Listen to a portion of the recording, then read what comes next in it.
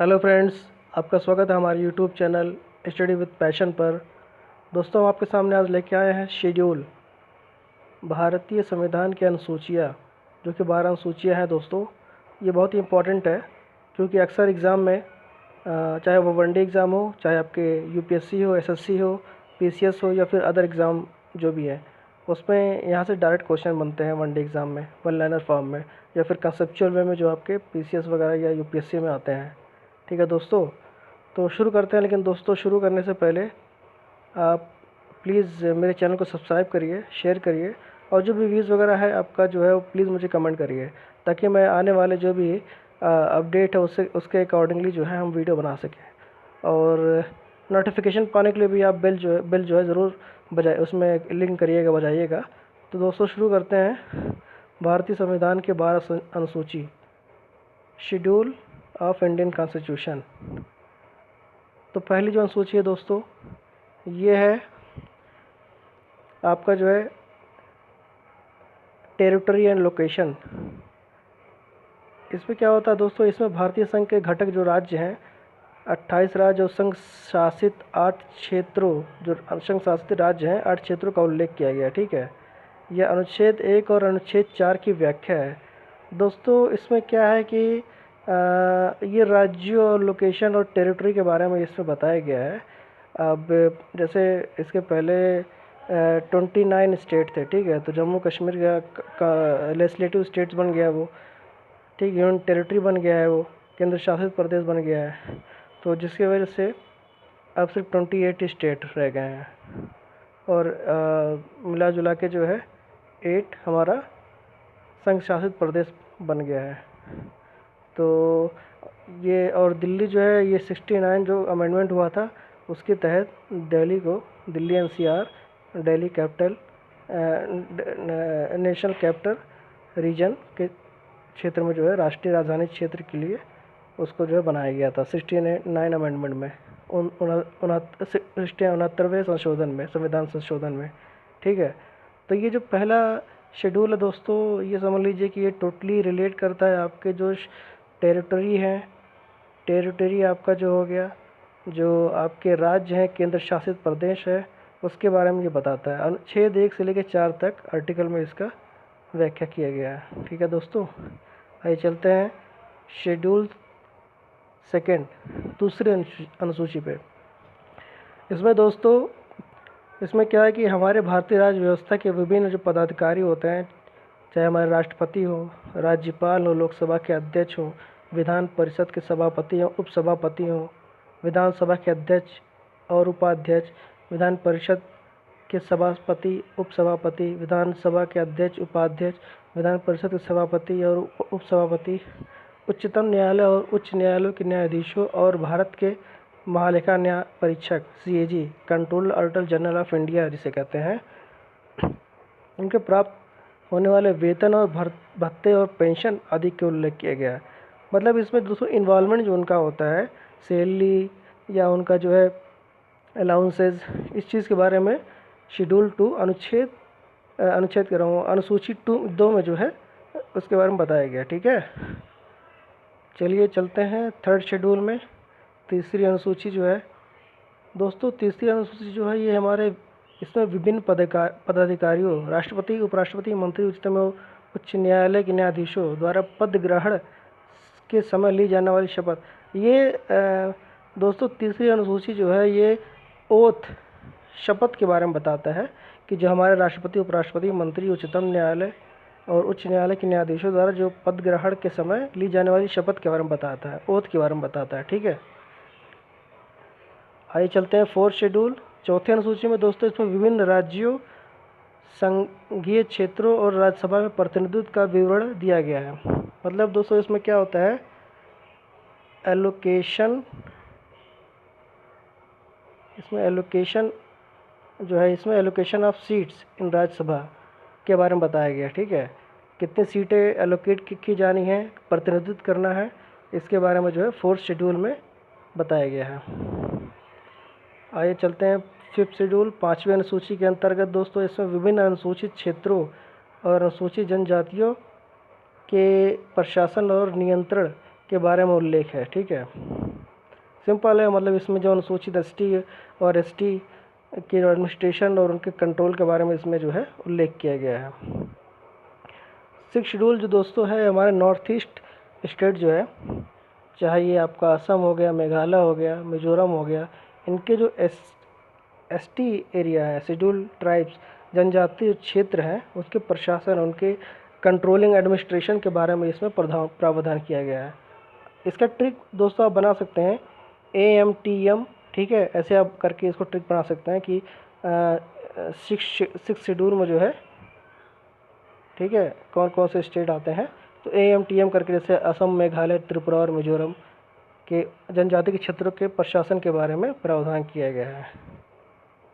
7 schedule दोस्तों क्या है, ये हमारे सेंट्रल स्टेट रिलेशन के बारे में, मतलब इसमें बताया गया दोस्तों डिवीज़न ऑफ पावर। इसमें क्या होता है दोस्तों, पावर के डिवाइड किया गया, पावर को जो है विभाजित किया गया है 7वें अनुसूची में, सेंट्रल, स्टेट और आपके कंकरेंट, मतलब डिवीज़न ऑफ पावर के बारे में बताया गया। तो इसके अंतर्गत तीन जो है इसके अंतर्गत आपकी सूचियाँ हैं दोस्तों, मतलब इसके जो है शेड्यूल है, इसके अंदर 7 शेड्यूल के अंतर्गत 3 सूचियाँ हैं। पहली जो संघ सूची है, ठीक है, पहली यूनियन लिस्ट है। यूनियन लिस्ट में दोस्तों इसमें क्या होता है, केंद्र सरकार जो होती है हमारी सेंट्रल गवर्नमेंट, वो लॉ बनाती है, ठीक है, वो कानून बनाती है। संविधान के लागू होने के समय इसमें 97 सब्जेक्ट थे, 97 विषय थे जब संविधान लागू हुआ था आपका 26 नवंबर 1949 को, ठीक है, 1949 को बना था और 50 को लागू हुआ था। तो उस समय जो है 97 विषय थे, सब्जेक्ट थे। प्रेजेंट टाइम में दोस्तों इसमें 100 सब्जेक्ट हैं, ठीक है। ऐसे ही राज्य सूची में, स्टेट लिस्ट में दोस्तों, राज्य सूची में दोस्तों आपका जो है राज्य सरकारें कानून बनाती है, ठीक है, राष्ट्रीय हित के संबंधित होने पर केंद्र सरकार भी कानून बना सकती है। इसमें क्या होता है, कुछ चीज़ों में सेंट्रल गवर्नमेंट भी राष्ट्र के हित में बना सकती है, लेकिन वैसे राज्य सरकार ही कानून इसमें बनाती है। संविधान के लागू होने के समय इसके अंतर्गत 66 सब्जेक्ट थे, विषय थे। वर्तमान में समय जो इसका है 61 है। आज के टाइम में अगर बात करें तो 61 इसके पास सब्जेक्ट विषय है, ठीक है। कंकरेंट लिस्ट, समवर्ती सूची, ठीक है, समवर्ती सूची दोस्तों, इसके अंतर्गत दिए गए विषय पर केंद्र और राज्य दोनों सरकारें अपन कानून बना सकती है, ठीक है। कानून के विषय समान होने पर केंद्र सरकार द्वारा बनाया गया कानून ही मान्य होता है। मतलब क्या होता है, अगर लॉ पास करनी हो, दोनों के लेवल पे एक तरह का कानून बनाना हो, तो इसमें सेंट्रल गवर्नमेंट ही जो है उसके द्वारा ही कानून बनाया जाता है, उसके द्वारा मान्य भी होता है। राज्य सरकार द्वारा बनाया गया कानून केंद्र सरकार द्वारा कानून बनाए गए साथ ही समाप्त हो जाता है।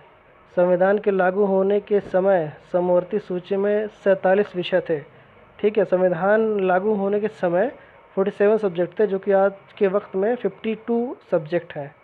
अब चलिए दोस्तों, ये जो सब्जेक्ट है, ये विषय है, ये विषय में है क्या, जैसे प्रमुख विषय, अगर यूनियन लिस्ट की बात की जाए, संघीय की बात की जाए, तो इसमें डिफेंस आ जाता है, सशस्त्र बल, रक्षा, सशस्त्र बल और आयुध, केंद्रीय सूचना व अन्वेषण ब्यूरो, रेल, वायु मार्ग, राष्ट्रीय राजमार्ग, जल मार्ग, मुद्रा, जनगणना, परमाणु ऊर्जा, विदेश संबंध, संयुक्त राष्ट्र संघ, IR की बात कर रहा है ये, डाक, टेलीफोन आदि संचार के साधन, राष्ट्रीय महत्व की घोषित कोई संस्था, अखिल भारतीय सेवा, ऑल इंडिया सर्विसेज, ठीक है, जो भी IAS होते हैं आपके, सॉरी, ये जो IAS होता है, IPS होते हैं, ठीक है, IFS होते हैं, ये सब जो होते हैं अखिल भारतीय सेवाएं जो है इसके अंदर आती है।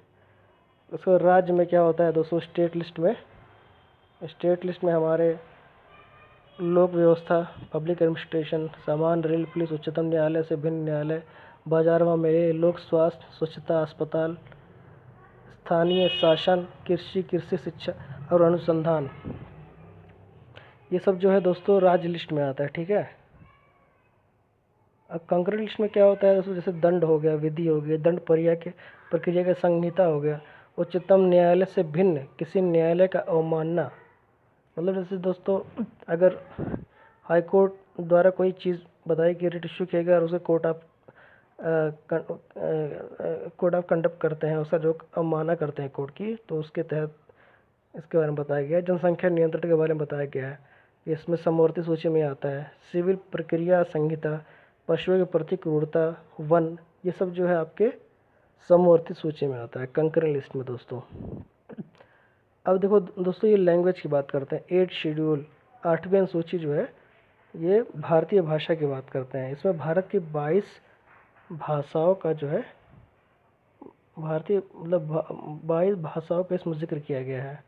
ठीक है, मूल रूप से 8वीं अनुसूची में 14 भाषाएं थी। शुरुआत में 14 भाषाएं थी, जो 1970 ईस्वी में सिंधी और 1992 ईस्वी में कोंकणी, मणिपुरी और नेपाली को भी इसमें शामिल कर लिया गया। 2004 के मैथिली, संथाली और डोगरी और बोडो को 8वीं अनुसूची में भी शामिल कर लिया गया। 2004 की बात है। यहाँ से क्वेश्चन बनता है दोस्तों अक्सर कि मतलब अभी जल्दी 2004 में जो है कौन से लैंग्वेज जो है, कौन से भाषा को शामिल किया गया। 9 शेड्यूल की बात की जाए दोस्तों, तो ये 9वीं अनुसूची, अक्सर क्वेश्चन यहाँ से डायरेक्टली बहुत आते हैं।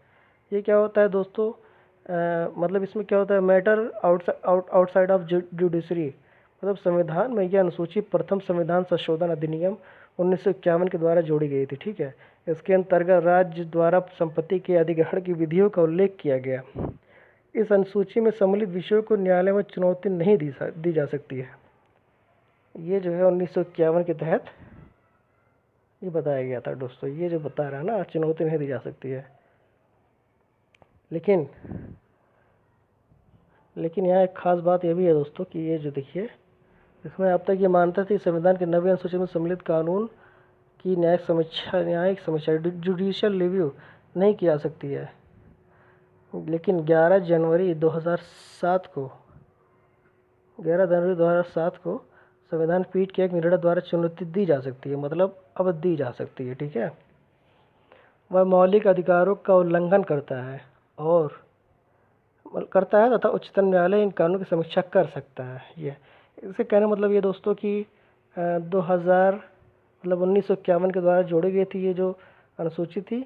इसमें क्या गया था कि कोर्ट में कोई भी चुनौती इसको नहीं दे सकता है। मतलब अगर आप इसमें क्या कि मैटर आउटसाइड ऑफ जुडिशरी, इसमें उल्लेख किया गया था कि जो भी विषय होंगे अनुसूची में सम्मिलित विषयों को न्यायालय में चुनौती नहीं दी जा सकती है।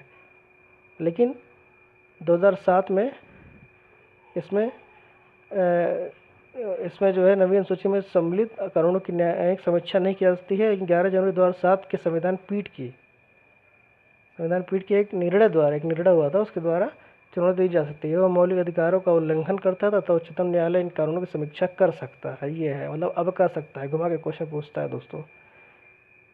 10 शेड्यूल बहुत ही इंपॉर्टेंट है, बहुत ज़्यादा। एंटी डिफेक्शन लॉ कहते हैं इसको, दल बदल कानून।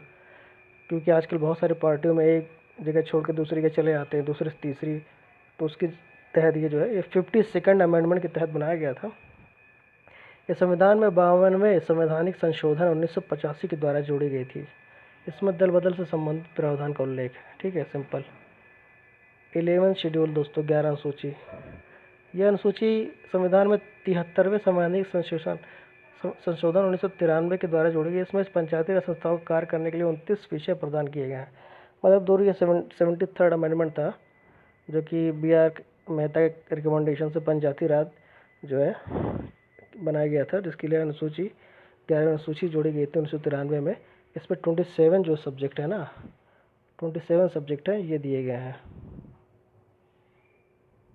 27 सब्जेक्ट जो है यहाँ पे क्या नाम है, ये पंचायत में आते हैं, ग्राम पंचायत में आते हैं, पंचायती राज में आता है। 12 शेड्यूल ये म्यूनसिपैलिटीज़ के बारे में बात करता है दोस्तों। ये 74वें संवैधानिक संशोधन के द्वारा 1993 में भी ये भी जोड़ी गई थी। इसमें शहरी क्षेत्र मतलब म्यूनसिपैलिटीज़, म्यूनसिपल कॉरपोरेशन, म्यूनसिपैलिटीज़, नगर पालिका जो होते हैं ना, शासन संस्थाओं के कार्य करने के 18 विषय इसमें प्रदान किए गए हैं। इसमें जो 18 सब्जेक्ट जो हैं दिए गए हैं। उसमें कितने थे, इसमें 29 थे और इसमें जो है 18 है। तो इसके अंतर्गत दोस्तों म्यूनसिपैलिटीज़, म्यूनसिपल कॉरपोरेशन, मतलब जो भी है नगर पालिका, ये सब चीज़ें जो इसके बारे में बताए गए। शहरी क्षेत्रों में जो है आपके नगर पालिका के बारे में जो है स्थानीय स्वशासन संस्थाओं के कार्य करने के 18 विषय प्रदान किए गए हैं। दोस्तों ये रहा हमारी 12 अनुसूची। ठीक है, इन शॉर्ट में मैंने आपको बताया है, बोली कि बहुत इंपॉर्टेंट है। इसको आप समझ के पढ़ लीजिए, एक बार अच्छे से समझ लेंगे दोबारा फिर आपको जो है कभी क्वेश्चन गलत नहीं होगा। तो ठीक है दोस्तों, अगर आपको ये वीडियो पसंद आया तो प्लीज़ सब्सक्राइब करिए, लाइक करिए और शेयर करिए और बेल आइकन दबाइए। आने वाले जो भी हमारे गवर्नमेंट जॉब से रिलेटेड जो भी नोटिफिकेशन होंगे, चाहे हमारे वीडियोस होंगे, जो भी होंगे, जो भी हमारे पॉलिटिकल लेक्चर भी आने वाले हैं, मॉडर्न हिस्ट्री के लेक्चर भी हम बनाने वाले हैं, तो जो भी आपका सजेशन हो प्लीज़ सजेशन दीजिए और सब्सक्राइब करिए। तो ठीक है दोस्तों, थैंक यू।